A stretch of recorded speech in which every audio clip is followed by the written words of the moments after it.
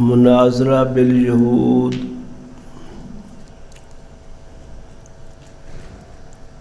و اصلاح یہود، تدبیر منزل،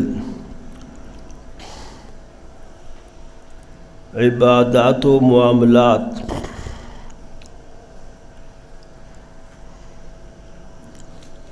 سیاست مدنیہ،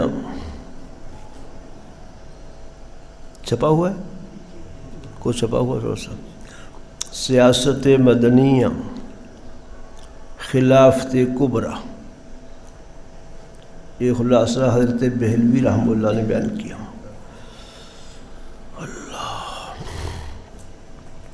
شاہ عبدالعزیز محدث دہلوی فرماتے ہیں اس صورت میں 500 احکام ہیں اور 20 شرعی حکمتوں کا بیان ہے، 20 شرعی حکمتوں کا بیان ہے۔ اللہ،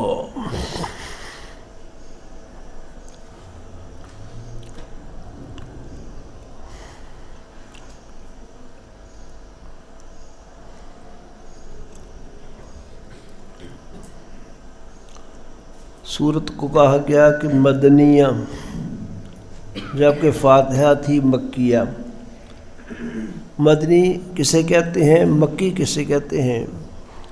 اس میں صحیح ترین قول یہ ہے جو آیات و صورتیں ہجرت سے پہلے نازل ہوئی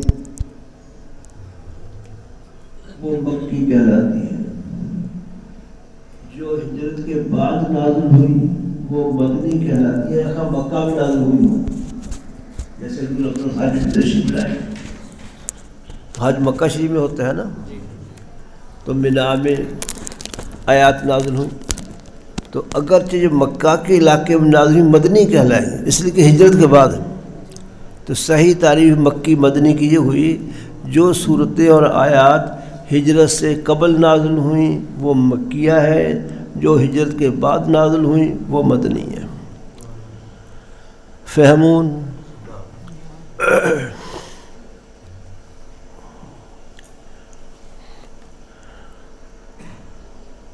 اس صورت میں آیات ربا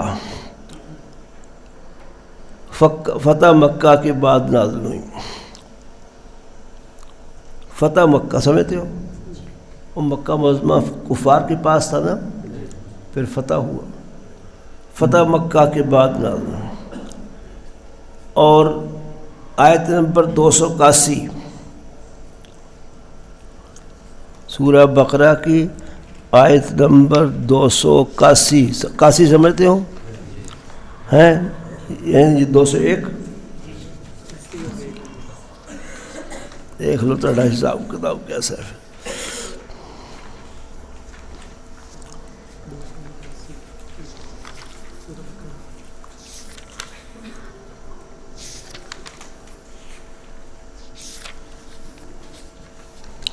وَاتَّقُوا يَوْمًا تُرْجَعُونَ فِيهِ إِلَى اللَّهِ، دیکھ رہے ہیں؟ اس آیت نمبر 281 ہے، یہ مینا میں نازل ہوئی، حج کے موقع پر مینا سمجھتے ہو؟ یہ مینا میں نازل ہوئی، اور اس کے 80-90 دن کے بعد آپ صلی اللہ علیہ وسلم کا وصال ہوا، وفات ہوئی۔ اس کے 80-90 دن بعد آپ صلی اللہ علیہ وسلم کا وصال ہوا، وفات ہوئی۔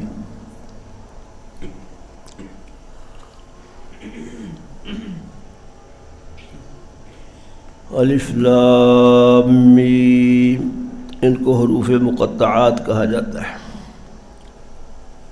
قرآن پاک کی آیات دو طرح کی ہیں، محکمات اور متشابہات۔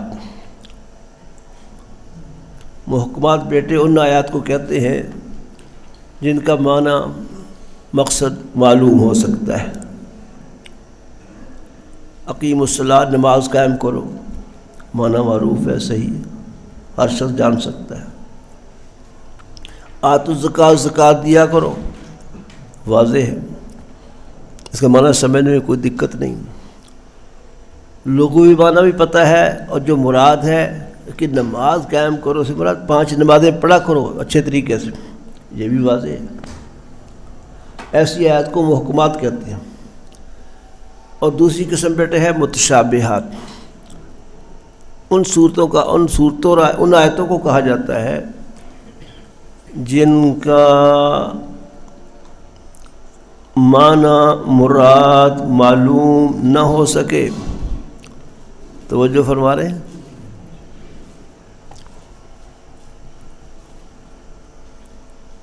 یہ متشابہات کہلاتی ہیں۔ یہ متشابہات کی 2 قسمیں، ایک وہ قسم ہے کو معنی لغوی تو معلوم ہو، مراد کیا ہے یہ معلوم نہ ہو سکے، اس کہتے ہیں معلوم المعنی غیر معلوم المراد۔ اس کا نام کیا ہے؟ معلوم المعنی غیر معلوم المراد۔ ید اللہ فوق ایدیہم، صحابہ رضی اللہ تعالیٰ عنہم 1500 کے قریب حضور کے ہاتھ پر حدیبیہ کے موقع پر بیعت فرما رہے ہیں۔ اللہ نے فرمایا یہ ان کے ہاتھوں پر اللہ کا ہاتھ تھا۔ ید اللہ، اللہ کا ہاتھ، یہ آیت سمجھ تو آ رہی ہے کہ ید کا معنی ہاتھ ہوتا ہے، لیکن مراد کیا ہے یہ سمجھ سے بالا ہے، اس لیے معلوم المعنی تو ہے لیکن معلوم المراد نہیں ہے۔ یہ متشابہات کی پہلی قسم۔ دوسری قسم غیر معلوم المعنی غیر معلوم المراد، نہ لغوی معنی کا پتہ چلے نہ مرادی معنی کا علم ہو سکے، یہ سخت متشابہ ہوتی ہیں۔ جیسے الف لام میم، نہ اس کے لفظوں کا لفظی معنی معلوم ہے لغوی، اور نہ ہی مراد معلوم ہے۔ جن لوگوں نے مرادیں بیان کی ہیں وہ ظنی چیزیں، کیا ہے؟ ہاں، حقیقت میں نہ مراد معلوم ہو سکتی ہے نہ لغوی معنی، ایسے لغت میں الف لام میم کو لفظ ہی نہیں، سمجھے؟ اس متشابہ کا کیا نام ہے؟ غیر معلوم المعنی غیر معلوم المراد۔ سمجھ تو آگئی ہوگی؟ ان دونوں قسم کی آیتوں کو آل عمران میں بیان کیا گیا۔ ہن ام الکتاب و اخر متشابہات، ایک آیت وہ ہے جو محکمات ہیں، ہن ام الکتاب وہ اصل کتاب ہے، اقیموا الصلاۃ آتوا الزکاۃ، و اخر اور دوسری قسم متشابہات۔ نکالو آل عمران، آل عمران میں دونوں قسموں کا ذکر ہے۔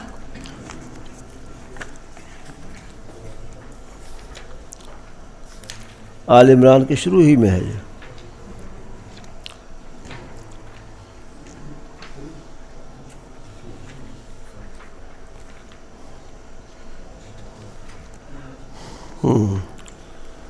اللہ، یہ دیکھو سورہ آل عمران، اس کے پہلے صفحے پر ہی ہے، هو الذی انزل علیک الکتاب منہ آیات محکمات ہن ام الکتاب، اللہ کی وہ ذات ہے جس نے آپ پر کتاب نازل کی، اس میں کچھ آیات محکمات ہیں، وہ اصل کتاب ہے، وہ اخر متشابہات اور دوسری آیات متشابہات، دونوں قسمیں آ گئی نا۔ تو الف لام میم متشابہات میں سے ہے، اور کون سے متشابہات میں؟ جن کا نہ لغوی معنی معلوم ہو سکتا ہے نہ مرادی معنی معلوم ہو سکتا ہے، غیر معلوم المعنی غیر معلوم المراد اس کا نام ہے۔ آپ تو خود بہت سمجھدار ہیں، ہے نا؟ واقعی آپ کی عمر میں ہم تو اول بلول تھے، ہمیں کچھ سمجھ نہیں تھی، آپ کو آج کے بچوں کو ہم دیکھتے ہیں طلبہ بہت سمجھدار ہیں ماشاء اللہ۔ یہاں بیٹے ایک اشکال ہے، بعض پادریوں نے کیا ہے، عیسائی اہل علم نے کیا کہ یہ قرآن اللہ کی کتاب نہیں ہے، اس میں تو ایسے کلمات ہیں جس کا معنی معلوم نہیں ہو سکتا، مراد معلوم نہیں ہو سکتی۔ آسمانی کتاب، حق کتاب تو کتاب ہدایت ہوتی ہے، جس کو سمجھا نہیں جا سکتا وہ کتاب ہدایت کیسے بن سکتی ہے؟ اس لیے اللہ کی کتاب نہیں ہے۔ عیسائی پادریوں نے متشابہات پر یہ اعتراض کیا ہے۔ اگر یہ اللہ کی کتاب ہوتی ہر بات سمجھ میں آتی، اس لیے کہ ہدایت کا مقصد ہے کہ اس پر عمل کیا جائے، اور جو سمجھ نہیں آ رہی اس پر عمل ہی نہ ہوا، فائدہ کیا ہوا؟ تو گویا کہ یہ کتاب بے فائدہ چیزوں پر مشتمل ہے۔ جو کتاب بے فائدہ چیزوں پر مشتمل ہو وہ خدا کی کتاب نہیں ہو سکتی۔ ان کی تقریر کر رہا ہوں، توجہ تو نہیں فرما رہے آپ؟ ٹھیک، اعتراض بیٹے سمجھے؟ اس کے چند جوابات۔ یہ کہنا کہ اس کا فائدہ نہیں، بے فائدہ کلمات ہیں، اور جو کتاب بے فائدہ کلمات مشتمل خدا کی نہیں ہو سکتی، اس کو بے فائدہ کہنا ہی پادریوں کی غلطی ہے۔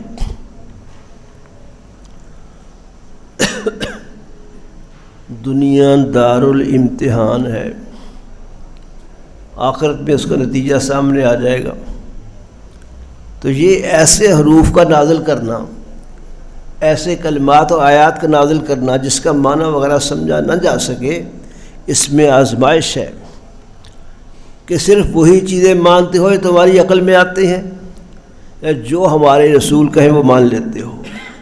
جس نے رسول مان لیا اس کو حضور کی ہر بات ماننی ضروری ہو گئی۔ تو جس نے رسول مان کے ان آیات کو مان لیا، کچھ شاید سمجھ آئے یا نہ ہے ہمارے اللہ کی رسول پاک نے فرمایا ہے، اس لیے وہ اس امتحان میں کامیاب ہو گئے۔ تو جب اس امتحان میں کامیاب ہو گئے، جنت پہنچ گئے، تو فائدہ ہوا کہ نہیں ہوا ان آیات کا؟ اس کو بے فائدہ کہنا غلط ہے۔ دوسری بات، احادیث سے معلوم ہوتا ہے کہ اگر قرآن پاک کو بے وضو پڑھا جائے، توجہ تو نہیں کر رہے؟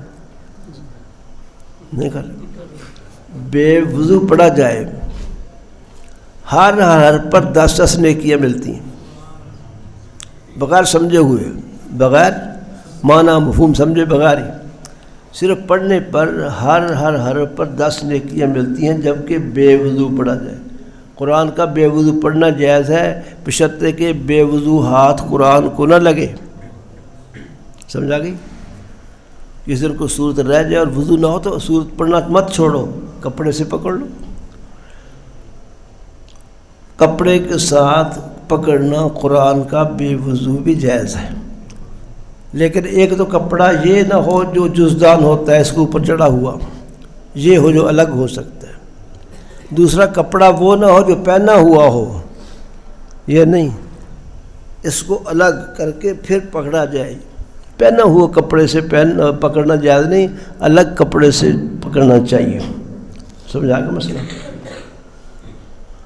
تو بے وضو قرآن پڑھنے سے ہر حرف پر 10 نیکیاں ملتی ہیں، باوضو پڑھنے سے ہر حرف پر 25 نیکیاں ملتی ہیں، نماز میں بیٹھ کر پڑھنے پر 50 نیکیاں ملتی ہیں، نماز میں کھڑے ہو کر قرآن پڑھنے سے ہر حرف کی 100 نیکیاں ملتی ہیں، بغیر سمجھے ہوئے۔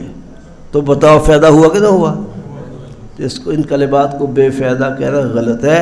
جسے نماز کی نیت باندھی اور کہتا الف لام میم، 300 نیکیاں مل گئی۔ توجہ نہیں فرما رہے؟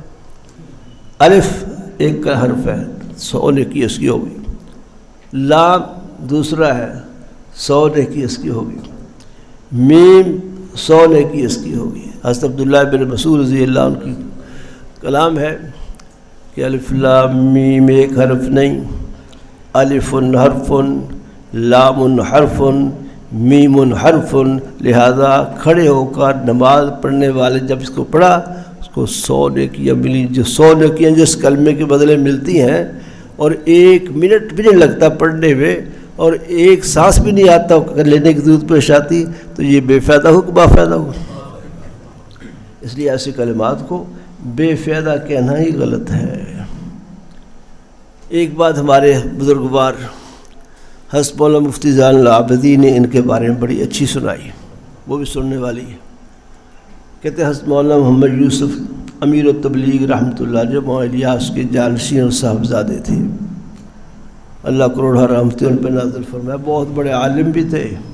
طحاوی شریف کی عربی میں شرح لکھی، پتہ آپ انہوں نے طحاوی شریف کی عربی میں شرح لکھی، قابل عالم تھے، مدرس تھے۔ وہ ایک دفعہ بیٹھے ہوئے اور بڑے بڑے علماء مفتی زین العابدین جیسے ان کے پاس بیٹھے ہوئے، انہوں نے مجلس میں ایک سوال اٹھایا۔ سوال یہ اٹھایا، بتاؤ جو قرآن کے شروع میں الف لام میم آیا ہے، جس کو سمجھا نہیں جا سکتا کیا معنی ہے، کیا مراد ہے، اس کے لانے کا کیا فائدہ ہے؟ سمجھے کیا مطلب ہے؟ اس سے کہتے ہیں ہم لوگوں نے وہ بات کہہ دی جو مفسرین کہتے ہیں، ایسے کلمات جب قرآن پاک میں آتے ہیں مفسرین فرماتے ہیں اللہ عالم بمرادہ بتلک الحروف، محمد لکھ لے اس کو، مفسرین کہا کرتے ہیں اللہ ہی جانتے ہیں ان حروف سے ان کی کیا مراد ہے، ہم نہیں جان سکتے، یہ مفسرین لکھتے ہیں۔ تو ہم نے وہی مفسرین کی بات نقل کر دی کہ یہ اللہ عالم بمرادہ بتلک الحروف، نہیں مقصد بتاؤ کیا ہے؟ یہ مولانا یوسف کہتے ہیں کہ مقصد بتاؤ کیا ہے؟ کہتے ہیں ہم سمجھ گئے کہ حضرت خود کو نقطہ بیان کرنا چاہتے ہیں۔ ہم نے کہا آپ خود ہی فرمائیں۔ تو مولانا یوسف فرمانے لگے اور بڑی عجیب بات فرمائی اور بڑی اعلیٰ بات فرمائی۔ فرمائی کتاب قرآن ایسی کتاب ہے جو شخص یہ سمجھ کے پڑھے گا کہ میں خوب جانتا ہوں، وہ قرآن کا علم نہیں پا سکے گا، اور جو عاجز بن کے پڑھے گا کہ اللہ کی کلام میں کہاں سمجھ سکتا ہوں اس کو اللہ قرآن کی برکات اور قرآن کا علم دیں گے۔ اور اس کی تعلیم اس کلمہ الف لام میم سے دے دیے کہ ابتدائی میں ایسا کلمہ لائے ہیں، بڑے بڑے محققین، بڑے بڑے مفسرین، بڑے بڑے عالم، صحابہ کرام تک بھی اس کا معنی نہیں جانتے۔ اللہ نے بتا دیا علم تمہارے پاس نہیں ہے، ہمارے پاس ہے۔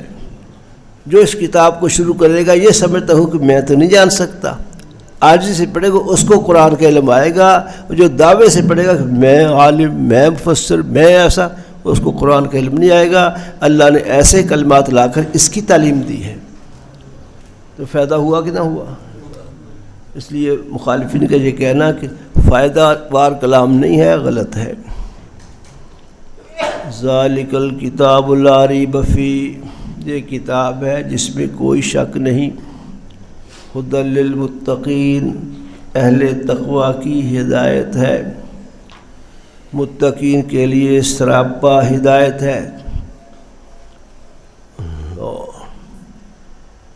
ذالک الکتاب، جو درخواست کی گئی تھی اہدنا الصراط المستقیم، فرمایا ذالک الکتاب، جو تم صراط مستقیم مانگتے یہ کتاب ہے، جو صراط مستقیم، جو اس کے مطابق چلے گا اور صراط مستقیم پر چلا۔ توجہ فرمائی۔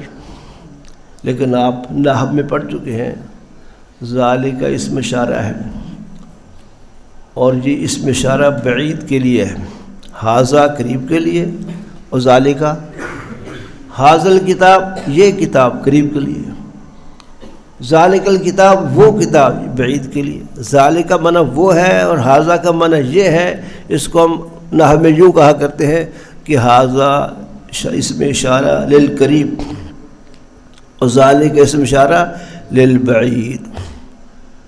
بولو، سوال یہ ہے کہ ذالک الکتاب تو یہ سامنے ہے، اس کے لیے ذالک کا اسم اشارہ جو دور کے لیے ہوتا ہے وہ کیسے استعمال فرما دیا؟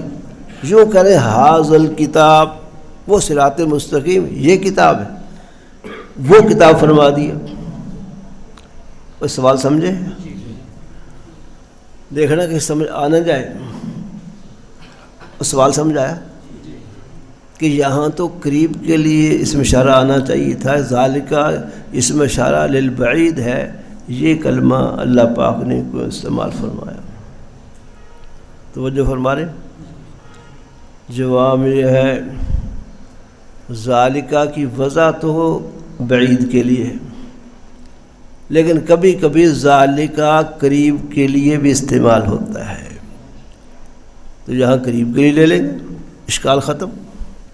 ذالکہ کی وضع للبعید ہے، لیکن استعمال کبھی کبھی قریب کے لیے، پڑھتے رہتے ہیں عربی کے الفاظ، ایک اس کا موضوع لہو ہوتا ہے، ایک معنی مستعمل فی ہوتا ہے، تو بعض اوقات موضوع لہو معنی اور ہے اور دوسرے لفظوں میں بھی استعمال ہو جاتا ہے۔ کیوں جی بولو؟ اچھا میں پوچھتا ہوں آپ کو، 70 کا لفظ ہے، مثلا 70، اس کا موضوع لہو معنی کیا ہے؟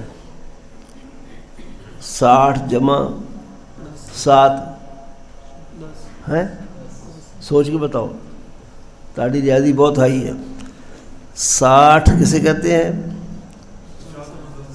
50 جمع 10 اور 60 جمع کتنے بن گئے؟ یہ 70 کا موضوع لہو معنی ہے کہ 70 کی تعداد، 30 اور 40 ہے نا، ٹھیک ہے نا بات؟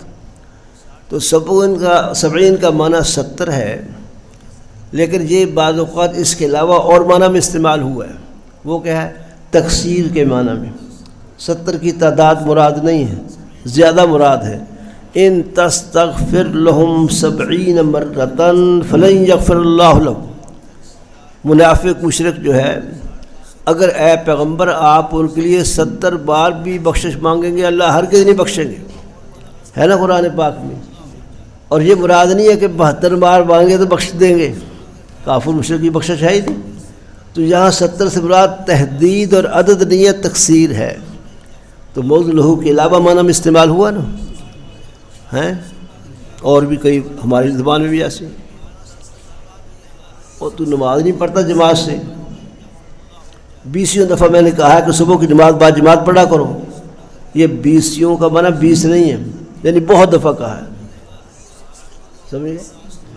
تو ایک معنی موضوع لہو ہوتا ہے، ایک معنی مستعمل فی ہوتا ہے، اور ہر ایک زبان میں ایسے الفاظ ہوا کرتے ہیں۔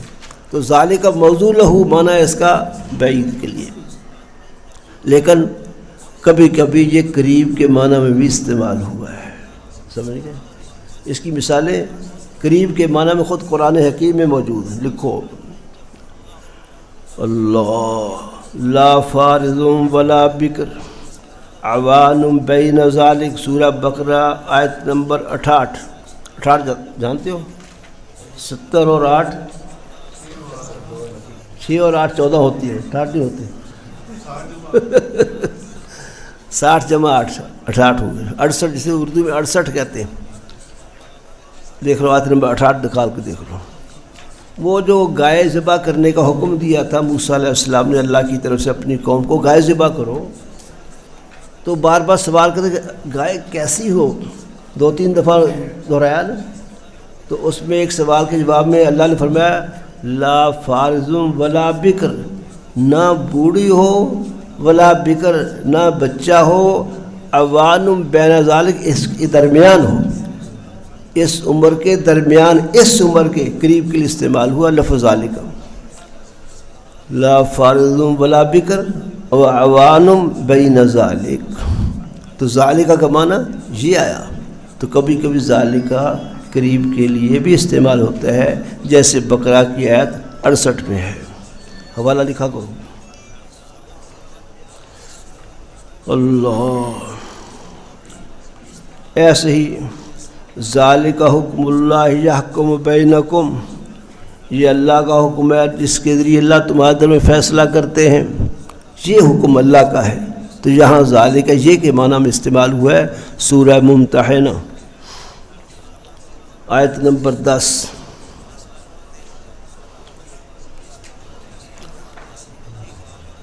ٹھیک ہے، تو ہم کہیں گے کہ ذالک الکتاب میں ذالک کا اسم اشارہ یہاں قریب کے لیے استعمال ہو رہا ہے۔ تو یہ درخواست کی تھی صراط مستقیم دکھا دو، فرمایا یہ ہے صراط مستقیم، یہ قرآن صراط مستقیم۔ تو ذالک یہ کے معنی میں استعمال ہو رہا ہے، یہاں کوئی اشکال کی بات نہیں۔ ٹھیک بات جی؟ اللہ،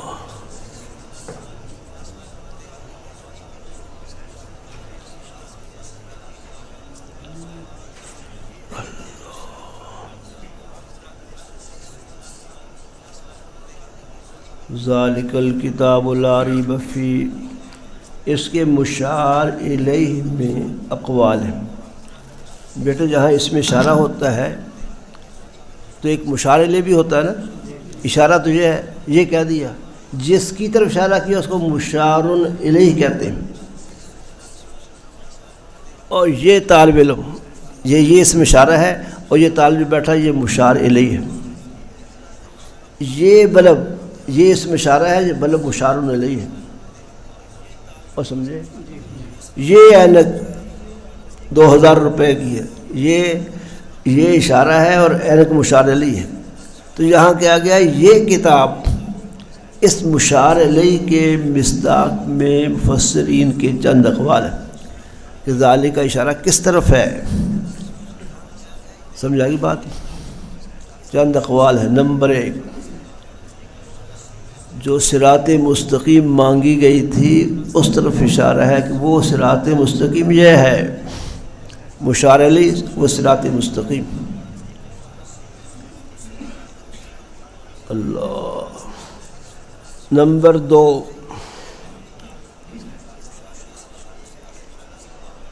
اس آیت ذالک الکتاب سے پہلے جو قرآن نازل ہو چکا تھا وہ مراد ہے، جو قرآن پہلے آ چکا ہے اس کی طرح اشارہ ہے۔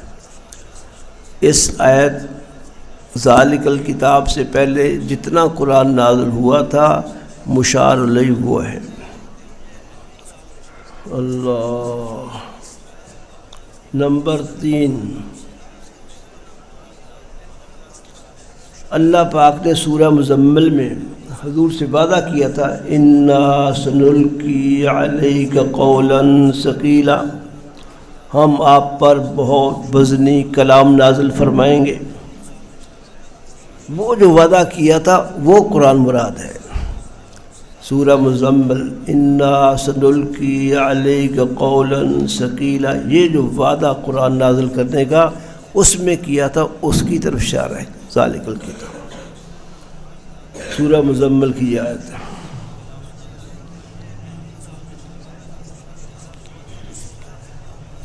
اللہ پاک نے اہل کتاب سے 2 چیزوں کو وعدہ کیا تھا۔ اہل کتاب جانتے ہو، اہل کتاب یہود و نصارہ کو کہا جاتا ہے۔ اہل کتاب سے 2 چیزوں کو وعدہ کیا تھا کہ ایک ہم تمہیں اپنا رسول دیں گے حضرت محمد صلی اللہ علیہ وسلم، ان کو بھیجیں گے۔ دوسرا ہم ان کے ساتھ ایک کتاب بھیجیں گے قرآن حکیم۔ وہ جو یہود سے عیسائیوں سے وعدہ کیا تھا ذالک مشار الیہ وہ ہے۔ اللہ، امید ہے سمجھ گئے ہوں گے۔ ذالک الکتاب لا ریب فیہ، یہ کتاب ہے جس میں کوئی شک نہیں۔ لا ریبہ کے 3 معنی ہیں۔ لا ریب فیہ، اس میں کوئی شک نہیں۔ وہ جو نہیں فرما رہے، بولو۔ ایک معنی یہ ہے کہ لا ریب فیہ یہ نفی بمعنی نہیں ہے۔ سمجھاتا ہوں یہ بات اللہ کی توفیق سے۔ نمبر 1، 3 معنی میں سے یہ نفی بمعنی نہیں ہے۔ بظاہر تو ہے کہ اس میں شک نہیں، شک کی نفی کی جا رہی ہے، لیکن مقصد اس کا ہے لا ریب فیہ، اس میں شک مت کرو۔ لا ریب فیہ کا معنی کیا کیا میں نے کہ یہاں نفی بمعنی نہیں ہے، نہیں۔ لا ریب فیہ کا معنی مفسرین کا یہ ہے کہ شک مت کرو، شک نہ کرو، یہ نہیں ہے۔ نمبر 2، دوسرا معنی لا ریب فیہ، اس میں شک نہیں، ان القرآن ھدی للمتقین، قرآن متقین کے لیے سراپا ہدایت ہے۔ یہ اگلی تو تعریف کی جا رہی ہے ھدی للمتقین، اسی میں شک نہیں۔ یہ شک اس میں نہیں ہے کہ یہ واقعی متقین کے لیے ہدایت ہے، جو اس کو پڑھے گا عمل کرے گا متقی بن کے رہے گا۔ سمجھ گئے؟ لا ریب فیہ ان ھذا القرآن ھدی للمتقین، اس کے متقین کے لیے سراپا ہدایت ہونے میں کوئی شک نہیں۔ ٹھیک دا؟ اور ٹھیک دا خوچون پٹھانوں کو کہتے ہیں ویسے۔ تیسرا معنی لا ریب فیہ انہ من اللہ تعالی، کوئی شک نہیں یہ کتاب اللہ کی طرف سے ہے۔ جیسے لوگ الزام لگاتے تھے کہ حضور نے خود بنا لی ہے فلاں فلاں آدمی کے تعاون سے، غلط کہتے ہیں، اس میں کوئی شک نہیں کہ ان ھذا من اللہ تعالی، اللہ کی طرف سے کتاب آئی ہے۔ یہ معنی سب سے اشہر و مشہور ہے، زیادہ صحیح یہی معنی ہے۔ سمجھ آئی بات؟ بول لو بھائی۔ ھدی للمتقین، متقین کے لیے سراپا ہدایت ہے۔ اس پہ ایک سوال ہے، متقین تو پہلے ہدایت پر ہوتے ہیں، پھر اس کو کہنا یہ ہدایت ہے، متقی تحصیل حاصل ہے، اور منطق تحصیل حاصل باطل ہوتی ہے۔ اور سمجھے، وہ بھی سن لیں جو لوگ سو رہے ہیں۔ کچھ لوگ سو رہے ہیں، اس لیے وقت سونے کا ہے، وہ سمجھے رات کے 8 بجے ہیں۔ میں ایک بات میں کہا کرتا ہوں، مجھے سونے والے لوگوں کو دیکھ کر خوشی بھی ہوتی ہے۔ کیوں خوشی ہوتی ہے؟ آج کل ڈپریشن کا دور ہے، لوگ پریشان ہیں، خیالات پریشان ہیں، نیند لوگوں کو نہیں آتی، ڈاکٹروں سے گولیاں لے لے کے سونے کی کوشش کرتے ہیں۔ ہمارے احباب کو اللہ نے ایسی اچھی صحت دے رکھی ہے کہ بے موقع بھی سوتے رہتے ہیں، تو ان کی صحت کو دیکھ کر خوشی ہوتی ہے۔ بالکل اس کی نظیر ایک اور چیز بتاؤں، میں جب سبق پڑھاتا ہوں تو طلبہ الحمدللہ بہت شوق سے سبق سنتے ہیں، اور میں دیکھتا ہوں بعضوں کے منہ کھلے ہوئے، سمجھ سبق سن رہے ہیں اور منہ ان کے کھلے ہوئے۔ میں نے کہا کرتا ہوں میری تقریر جو ہے کان سے اندر جائے گی، منہ سے نہیں جائے گی، منہ کھولنے کی ضرورت نہیں ہے، لیکن جن کے منہ کھلے ہوئے ہیں مجھے خوشی بھی ہو رہی ہے، اس لیے کہ یہ میرے بیان کو اتنے شوق سے سن رہے ہیں کہ ان کو منہ بند کرنا بھی یاد نہیں رہا ہے۔ سمجھ آئی؟ جیسے جو لوگ سو رہے ہیں ان کے بارے میں خوشی بھی ہے کہ اللہ نے کو صحت اچھی دی ہے، لوگوں کو نیند آتی نہیں، سونے کے وقت بھی، یہ سونے کے وقت کے علاوہ بھی ماشاءاللہ سوتے رہتے ہیں۔ سوال سمجھو، متقین تو بیٹے پہلے ہدایت پر ہیں، یہ کہنا یہ ان کے لیے ہدایت ہے، اس کا کیا مطلب ہے؟ اس کا ایک جواب یہ، اس کا مطلب یہ ہے کہ یہ متقین کی ہدایت کا نصاب ہے۔ جو متقی بننا چاہتا ہے وہ قرآن پڑھے، قرآن چھوڑ کر تقویٰ نہیں مل سکتا، قرآن سے اعراض کر کے تقویٰ نہیں مل سکتا۔ جیسے کہا جاتا ہے یہ میٹرک کا نصاب ہے، اس کا کیا مطلب ہے کہ جو پڑھے گا میٹرک پاس ہو جائے گا، اس لیے قرآن پاک ہدایت ہے متقیہ میں، جو قرآن پاک کو اختیار کرے گا متقی بن جائے گا۔ تو وہ جو تو نہیں فرما رہے ہیں، چلو ایک کو جواب کافی ہے۔ متقین کی آگے صفات آ رہی ہیں، الذین یؤمنون بالغیب، جو ایمان لاتے ہیں بن دیکھے، بالغیب کا ترجمہ کرتے ہیں بن دیکھے، ہم نے رسول کو نہیں دیکھا مانتے ہیں، ہم نے جنت کو نہیں دیکھا پھر بھی ایمان رکھتے ہیں، ہم نے دوزخ کو نہیں دیکھا پھر بھی ایمان رکھتے ہیں، ہم نے اللہ میاں کو نہیں دیکھا پھر بھی ہم مانتے ہیں، جو ایمان لاتے ہیں بن دیکھے۔ اس لیے کہ دیکھنے کے بعد مسئلے اور طرح کے ہیں، دیکھنے سے پہلے کا جو ایمان ہے وہی معتبر ہے، مرنے کے بعد دیکھ کر جو ایمان لائیں گے وہ معتبر نہیں ہوگا۔ تو وہ جو فرما رہے مرنے کے بعد سلسلہ اعمال کا بند ہو جاتا ہے، کوئی نماز فرض نہیں، کوئی روزہ فرض نہیں، قرآن پڑھنا ضروری نہیں، کب؟ مرنے کے بعد، دیکھنے کے بعد۔ ایک واقعہ لکھا کتابوں میں، ایک اللہ والے قبر پر گئے، صاحب قبر نے کہا جب سے میں قبر میں آیا ہوں میں نے 15,000 قرآن پڑھے۔ صالحین لوگ قبروں میں عبادات میں مشغول ہوتے، اگرچہ ان عبادات کرنے کے مکلف نہیں ہوتے، کیونکہ عبادات کی عادت ہوتی ہے، اس سے راحت ملتی ہے، تو وہاں عبادت کرنے سے راحت ملتی ہے، خوشی ملتی ہے، لذت آتی ہے۔ تو انہوں نے 15,000 بار قرآن ختم کیا قبر میں، اور آنے والے کو بتایا کہ جب سے میں قبر میں آیا ہوں 15,000 بار قرآن پڑھا ہے میں نے۔ یہ کہتا سبحان اللہ کہ اتنا قرآن پڑھ لیا۔ صاحب قبر کہنے لگا بھی اس سبحان اللہ کا ثواب مجھے دے دو اور 15,000 قرآن کا ثواب تم لے لو۔ پوچھا بھی یہ کیسا سودا ہے؟ کہا کہ جو 15,000 پڑھے اس سے میرا کوئی درجہ بلند نہیں ہوا، کوئی ثواب نہیں ملا۔ بن دیکھ کے ثواب ملتا ہے، دنیا میں پڑھ کے آئے تھے، یہاں سب کو دیکھ لیا ہے، یہاں ثواب نہیں ہے، صرف لذت ہے، راحت ہے، خوشی ہے، اس سے اجر و ثواب نہیں بڑھتا۔ اور تم نے سبحان اللہ ایک دفعہ کہا ہے، اس کا ثواب ملتا ہے، اجر ملتا ہے، بہت زیادہ ملتا ہے۔ یہ 15,000 بار قرآن ختم کرنے سے زیادہ قیمتی ہے۔ اسی دنیا کی زندگی اس اعتبار سے بڑی اہم ہے کہ اس کو اللہ کی عبادت میں صرف کیا جائے، مرنے کے بعد یہ موقع ہاتھ سے نکل جائے گا۔ اللہ توفیق دے۔ یؤمنون بالغیب، متقی لوگ وہ ہیں جو بن دیکھے ایمان لاتے ہیں۔ وَيُقِيمُونَ الصَّلَاةَ، اور نماز قائم کرتے ہیں۔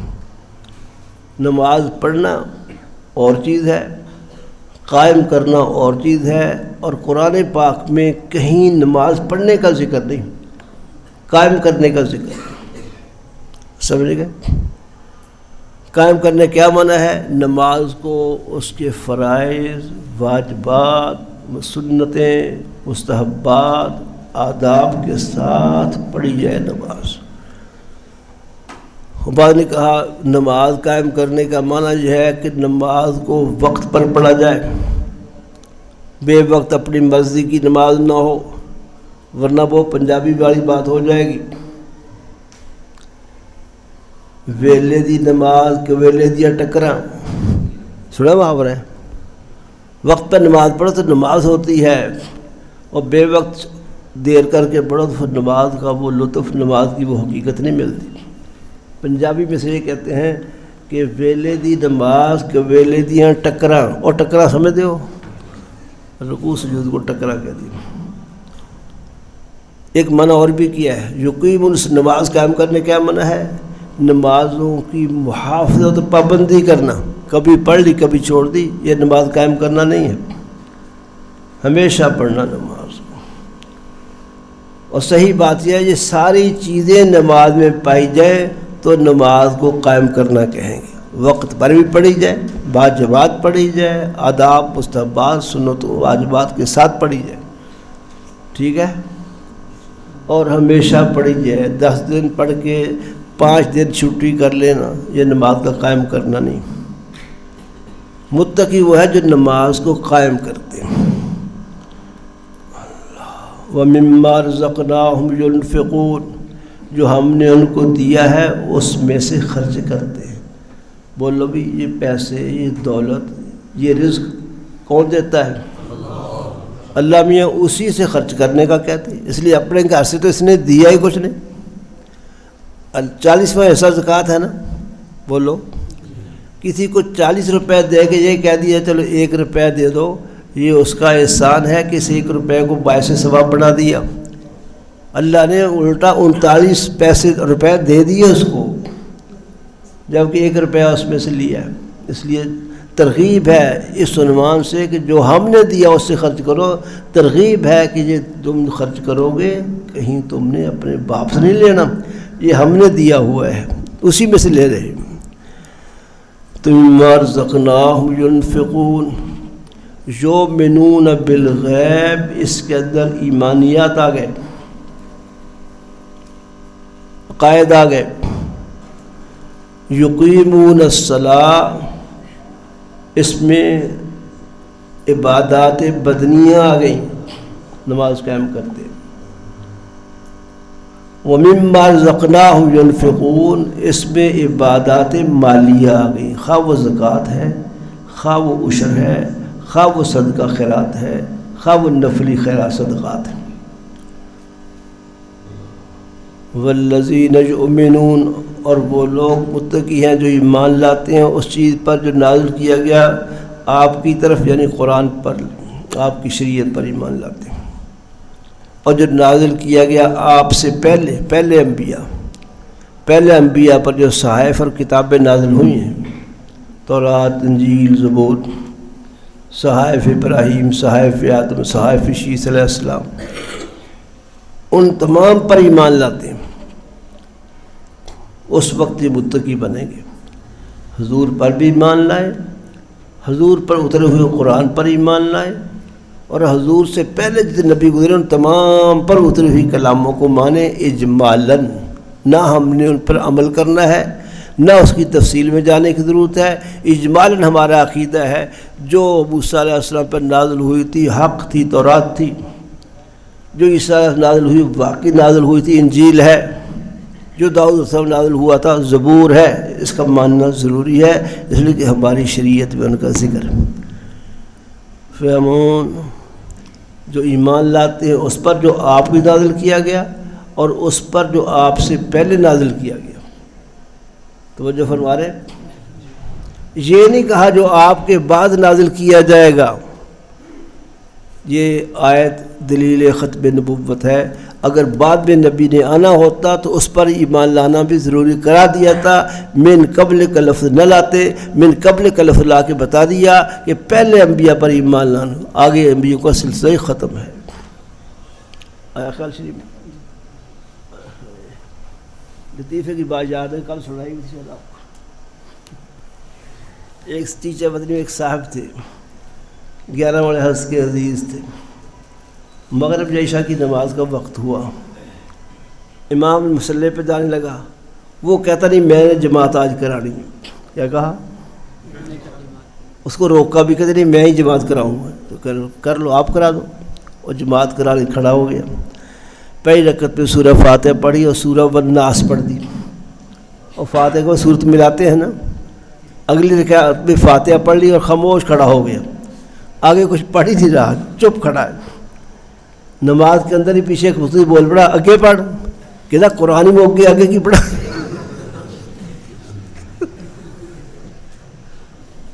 قرآن ہی موک گیا کہ نام آگے کی پڑھا؟ اور سمجھے گئے؟ تو حضور کے بعد نبوت ختم ہے۔ اگر نبوت ہوتی تو من قبل کے ساتھ من بعد بھی آتا، کہ ایمان لاتے ہیں اس پر جو حضور سے پہلے نازل ہوا، جو حضور کے بعد نازل ہوا۔ حضور کے بعد نہ کوئی نبی آئے گا نہ کتاب نازل ہو۔ یہ آیت ختم نبوت کی دلیل ہے۔ فہمون، بولا کرو۔ ایمان لانے والے بیٹے دو قسم کے ہیں، ایک وہ ہے جو حضور علیہ السلام پر ایمان لائے، حضور پر اترنے والی کتاب پر ایمان لائے، جیسے ہم لوگ ہیں، اور ایک وہ ہے جو پہلے پیغمبروں کی اتباع کرتے تھے، ان پر ایمان لائے تھے، ان کی کتابوں پر ایمان لائے تھے، پھر حضور پر بھی ایمان لائے۔ ان کو اہل کتاب کہا جاتا ہے۔ کیا کہا جاتا ہے؟ اہل کتاب۔ تو متقین، مومنین، صالحین کو کہتے ہیں۔ مومنین کی دو قسمیں ہوئیں، اہل کتاب اور مومنین۔ وہ اہل کتاب جو پہلے کسی اور پیغمبر کے متبع تھے، عیسائی تھے، یہودی تھے۔ توجہ فرمائیے، یہ سارے متقی کہلائیں گے۔ خاص صرف حضور کو مانا ہے، پہلی کتابوں قائل نہیں تھے جیسے مشرکین، حضور پر ایمان لے آئے۔ وَبِالْآخِرَةِ هُمْ يُوقِنُونَ، اور آخرت کو وہ یقینی جانتے ہیں۔ ترجمہ لکھو اس کا، بالآخرت ہم یوقن، ترجمہ، اور آخرت کو وہ یقینی جانتے ہیں۔ یہ ترجمہ شیخ الہند نے کیا۔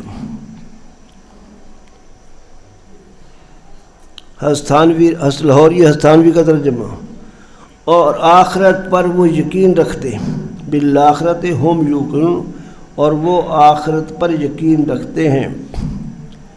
اللہ کو ماننا بھی ضروری ثابت ہوا، اللہ کے پیغمبروں کو ماننا بھی ضروری ثابت ہوا، قیامت کا ماننا بھی ضروری ہے۔ یہ تین مسئلے توحید، رسالت، قیامت امہات المسائل ہیں، یہ تین مسئلے وہ ہیں تمام نبیوں کی تعلیم میں موجود ہیں. بولو بھئی. ہر نبی کی شریعت میں توحید ضروری، رسالت ضروری، قیامت کا ماننا ضروری. توجہ تو نہیں فرما رہے؟ سمجھ آئی؟ اولئک علی ھدی من ربہم، یہ جو لوگ ہیں جن کی صفات ہم نے بیان کی ہیں، یہ وہ لوگ ہیں جو دنیا میں اپنے رب کی طرف سے ہدایت پر ہے، وَأُولَئِكَ هُمُ الْمُفْلِحُونَ، اور آخرت میں کامیاب ہونے والے. دیکھا آپ نے، ہدایت کا تعلق میں نے دنیا سے لگایا، اولئک علی ھدی من ربہم، اور مفلحون کا تعلق آخرت سے لگایا، اور آخرت میں یہ کامیاب ہونے والے. اس لیے کہ بیٹے فلاح کسے کہتے ہیں؟ مفلحون فلاح سے مشتق ہے نا، جس کا معنی آپ کامیابی کرتے ہیں. فلاح کہتے کس کو ہے؟ فلاح ہوتی ہی آخرت میں. فلاح کا تعبیر، فلاح کی تعریف یہ ہے، کامیابی کسے کہتے ہیں، فلاح کسے کہتے ہیں؟ کوئی تمنا ایسی نہ ہو جو پوری نہ ہو چکی ہو، کوئی دکھ ایسا نہ ہو جو دور نہ ہو سکا ہو، دور نہ ہو چکا ہو. ہر تمنا پوری، ہر دکھ کا خاتمہ یہ صرف جنت میں جا کے ہوگا. دنیا میں دکھ پیغمبروں کو بھی پہنچتے ہیں، نیکوں کو بھی پہنچتے ہیں، اور بعض اوقات زیادہ پہنچتے ہیں. آیا خیال شریف میں جیسے حضور نے فرمایا کہ دین کی خاطر مجھے سب سے زیادہ دکھ پہنچایا گیا، سب پیغمبروں سے زیادہ حضور کو دکھ پہنچے، اذیتیں دی گئی صلی اللہ علیہ وسلم. تو دنیا میں تو ہر تمنا پوری نہیں ہوتی، نبیوں کی بعض اوقات پوری نہیں ہوتی، اور دکھ نبیوں کو بھی آتے ہیں. ہر دکھ دور ہو چکا ہو، ہر تمنا پوری ہو چکی ہو، اس کو فلاح کہتے ہیں. یہ صرف جنت میں جا کے ہوگی. اس لیے اولئک ھم المفلحون فی الآخرہ، یہ صفات والے دنیا میں ہدایت پر ہیں اور آخرت میں کامیاب ہیں. اس لیے مفلحون کا تعلق آخرت سے لگایا جا رہا ہے. اور سمجھ آئی؟ اس کی مؤید آیت ہے سورہ لقمان کی آیت نمبر 5 نکالو. سورہ لقمان 21واں پارہ.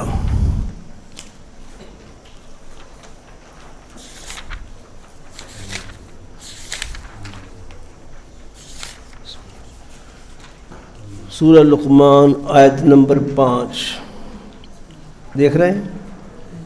الذین یقیمون الصلاۃ ویؤتون الزکاۃ وہم بالآخرۃ ہم یوقنون اولئک علی ھدی من ربہم واولئک ھم المفلحون. دیکھ رہے ہیں؟ وہی آیت ہے، اسی آیت کا مفہوم جو اس کا ہے، اس کا وہی مفہوم ہے کہ یہ صفات والے دنیا میں ہدایت پر ہے، آخرت میں کامیاب ہیں. اس کو کہتے ہیں، یہ آیت مؤید ہے اس آیت کی. ان آیات کو مفسرین مؤیدات کہتے ہیں، مؤیدات جمع کثیر. ان الذین کفروا، بے شک وہ لوگ جنہوں نے کفر کیا، برابر ہے ان پر آپ ان کو ڈرائیں یا نہ ڈرائیں، یہ ایمان نہیں لائیں گے. اللہ نے ان کے دلوں پر مہر لگا دی ہے، اور کانوں پر اور آنکھوں پر پردہ ہے، اور ان کے لیے بڑا عذاب ہے. اس آیت کا ربط باقبل سے ایمان والوں کی دو قسموں کے بعد، ایمان والوں کی دو قسمیں آئی ہیں، اہل کتاب اور غیر اہل کتاب. جیسے ہم غیر اہل کتاب ہیں، اور عیسائی یہودی مسلمان ہو جائیں وہ اہل کتاب ہے، پھر مومن ہوئے. ٹھیک بات جی؟ بولو. اہل کتاب مومنین، غیر اہل کتاب مومنین. توجہ فرما رہے ہیں؟ ان دو کا ذکر ہوا. یہ دو مومنین کی قسمیں ہیں، آگے دو کافروں کی قسمیں آ رہی ہیں. ایک کافرین مجاہرین، ایک کافرین منافقین. کچھ کافر ایسے ہیں وہ کفر واضح رکھتے ہیں، پکے پکے ظاہر کرتے ہیں ہم مشرک ہیں، ہم یہ ہیں وہ.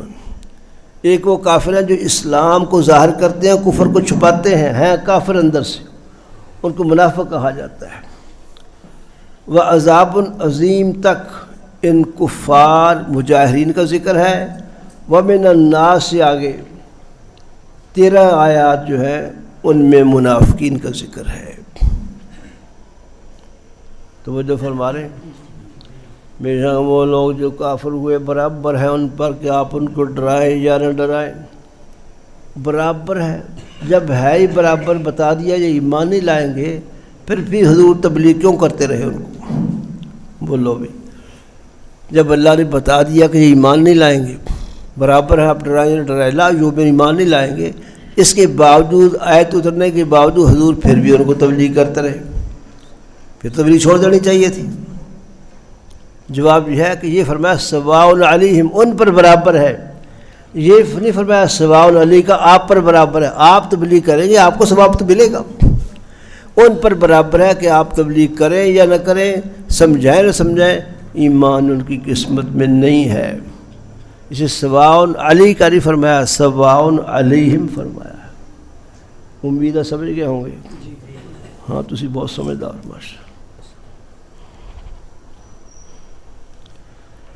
یہ جو مایوس کرنا ہے کہ ایمان نہیں لائیں گے، اس کو مفسرین کہتے ہیں تختی و طمع عن ایمان المعاندین۔ لکھ لو اسے، لا یؤمن کے نیچے لکھو تختی و تختی، تے قاف توئے یہ عین، تختی کاٹ دینا، طمع امید کاٹ دی، ان ایمان المعاندین ضد کرنے والوں کے ایمان کی امید کاٹ دی۔ کیا نام اس کا؟ تختی و طمع عن ایمان المعاندین۔ ٹھیک تھا؟ اور بولا بھی کرو۔ یہ کافر خاص کافر مراد ہیں جو ایمان لانے والے نہیں تھے، جن کی قسمت میں اللہ نے ایمان نہیں رکھا تھا، ان پر مہریں لگ چکی تھیں۔ ختم اللہ علی قلوبہم، کہ دلوں پر اللہ نے مہر لگا دی، اور ان کے کانوں پر مہر لگا دی، ان کی آنکھوں پر پردے ڈال دیے، ان کے لیے بڑا عذاب ہے، یعنی آخرت کا عذاب۔ قرآن پاک میں 7 کافروں کا نام آیا، کفار تو بہت ہیں لیکن نام کے ساتھ جو ذکر ہو وہ 7 کافر ہیں۔ وہ بات سمجھ آئی؟ کفار سب مشرکین، سارے ہندو، سارے مجوسی، سارے کیمرہ سب کافر ہیں، لیکن جن کافروں کا نام بنام ذکر آیا ہے قرآن پاک میں وہ 7 ہیں۔ لکھو، ابلیس ذکر آیا نا، بولو، ابلیس جس کو شیطان بھی کہتے ہیں، فرعون کا ذکر بار بار آیا، آزر ابراہیم علیہ السلام کے والد یا چچا ہیں، دونوں قول ہیں، آزر جو بت بنایا کرتے تھے، جالوت جن سے طالوت سلام اللہ علیہ کا جہاد ہوا اور جالوت مارا گیا داؤد علیہ السلام کے حملے سے، قارون، یہ قارون جو ہے جو اس کا ہے فرعون کا وزیر، قارون بہت بڑا مالدار، فرعون کے پیچھے لگ گیا تھا۔ اگلا نمبر حامان، یہ وزیر ہے فرعون کا، حامان، اس کا ذکر بھی قرآن میں اس نام سے آیا ہے۔ ابو لہب حضور کا چچا ہے، تبت یدا ابی لہب۔ ان 7 کو دیکھو، 7 پورے ہو گئے، دیکھ لو اچھی طرح، کہیں 6 کو 7 نہ کہتے رہنا۔ ابو جہل کا نام ہے ہی نہیں، اسے قرآن ہی مک گیا۔ ابو جہل کا نام قرآن میں نہیں ہے، آیات اس کے بارے میں آئی ہے، لیکن میں نے کہا کافر تو بہت ہیں لیکن جن کا نام قرآن میں آیا ہے وہ یہ 7 ہیں۔ سمجھ آئی؟ صحابہ میں کسی کا نام قرآن میں نہیں ہے سوائے حضرت زید کے۔ فلما قضا زید منہا وطرن زوجناکہا، قرآن پاک میں ہے۔ زید بن حارثہ جو حضور کے متبنہ تھے، آزاد شدہ غلام تھے، حضور کے بیٹے تھے بنے ہوئے، حضور نے ان کو بیٹا بنا لیا تھا آزاد کر کے، جن کے بیٹے حضرت اسامہ بھی صحابی ہوئے، خود زید بھی صحابی ہیں۔ پورے قرآن میں صحابہ میں سے زید بن حارثہ کا نام ہے۔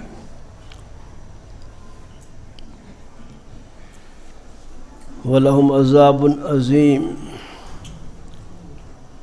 ٹھیک ہے. ختم اللہ علی قلوبہم، اللہ نے ان کے دلوں پر مہر لگا دی. مہر لگانے کا کیا معنی؟ حصن مہر لگا دی یا تشبیہن فرمایا ہے، دونوں قول ہیں.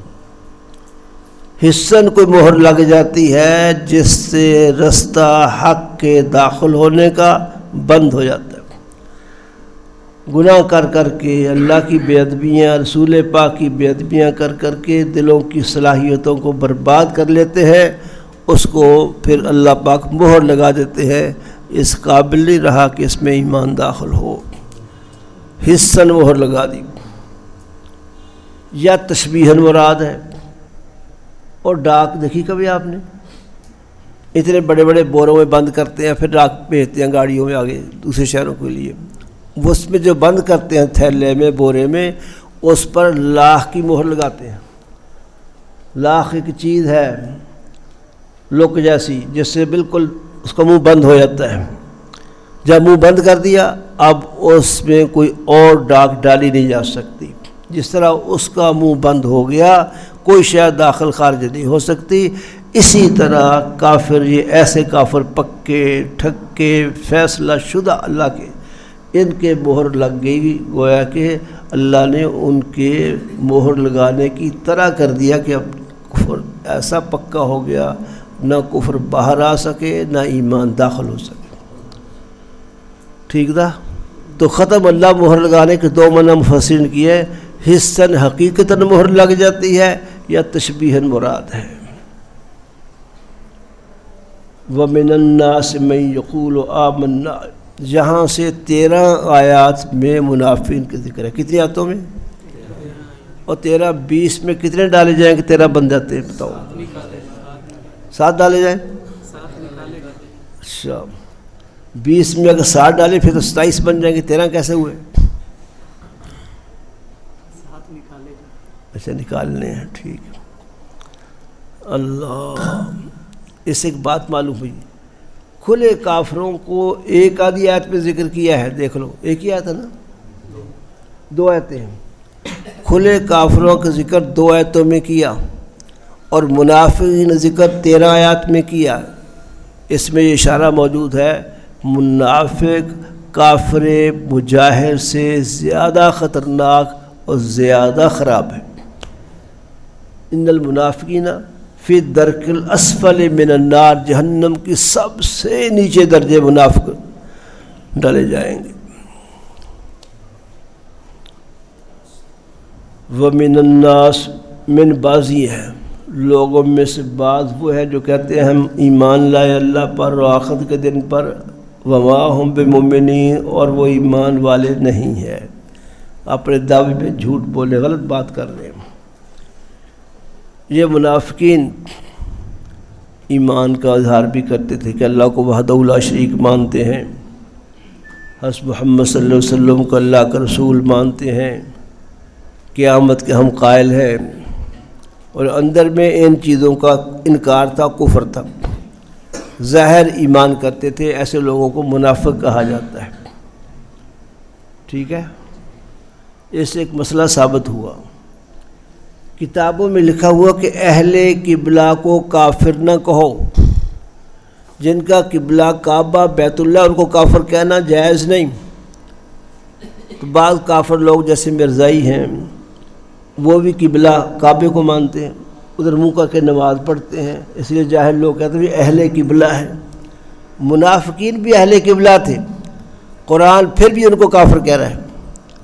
تو وہ جو ہمارے تو اہل قبلہ کو کافر نہ کہو. معنی اہل قبلہ کا معنی یہ ہے جو ضروریات دین کا انکار نہ کرے، اللہ کو صحیح مانے، رسول کو صحیح مانے، قیامت کو صحیح مانے.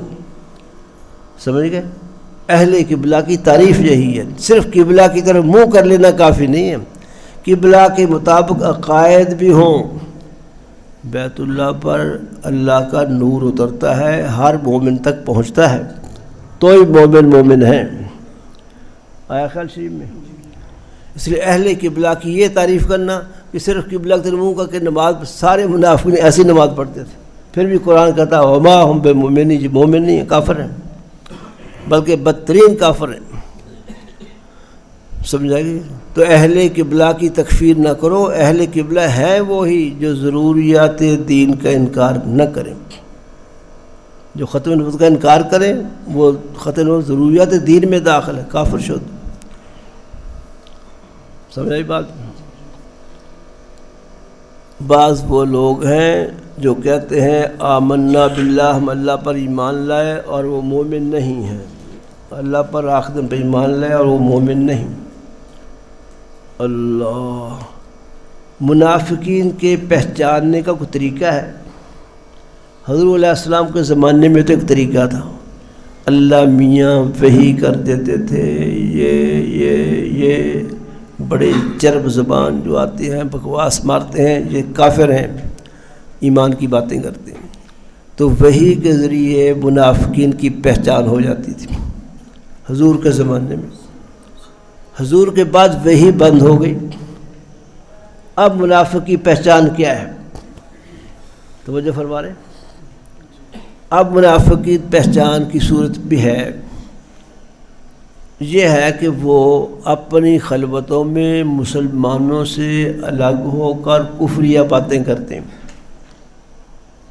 آیات کو غلط مفہوم پہناتے ہیں، کفر کی تائید میں خفیہ طور پر اسلام کا، دین کا، پیغمبر کا مذاق اڑاتے ہیں، یا قرآن پاک میں تحریف کرتے ہیں۔ یہ علامت آج بھی پائی جاتی ہے منافق کی۔ حضور کے زمانے میں گویا کہ 2 علامتیں تھیں، یہ علامت اور وحی کا آ جانا، اور وحی تو اب آ نہیں سکتی، یہ علامت آج بھی موجود ہے۔